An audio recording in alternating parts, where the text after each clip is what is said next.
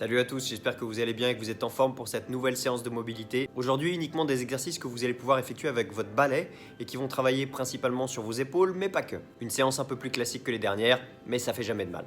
Le premier exercice, vous le connaissez par cœur, mais vous allez le faire à un rythme très lent. Donc vous allez faire des dislocates lentement pendant 1 minute, en passant bien derrière et devant en contrôle.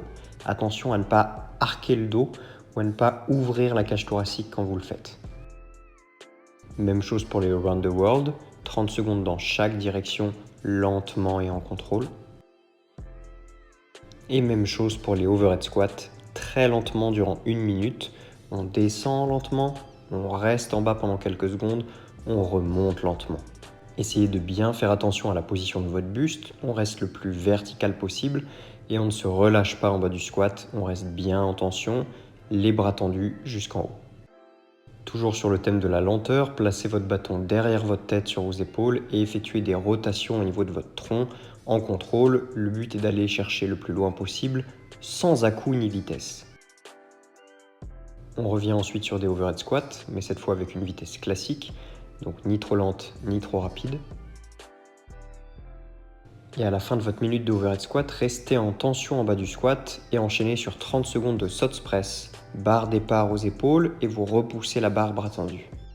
Travail sur la rotation externe ensuite, donc le bâton passe sous votre épaule, vous connaissez la position, et durant 1 minute, vous allez faire 3 secondes de contraction, 3 secondes de relâchement et 3 secondes comme ici, vous allez chercher un petit peu plus loin au niveau de l'amplitude.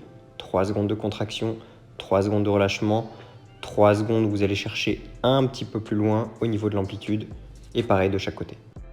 L'exercice pour étirer votre grand dorsal et vos triceps que vous connaissez, et cette fois vous allez le faire en dynamique. Donc vous allez fléchir et tendre le coude durant 30 secondes, coude posé sur la table basse, genou éloigné et dos arrondi.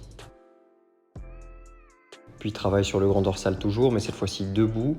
Les deux mains sont posées sur votre balai, vous fléchissez les hanches pour avoir le buste parallèle au sol et vous allez diriger le balai dans un sens, diriger vos hanches dans le sens opposé.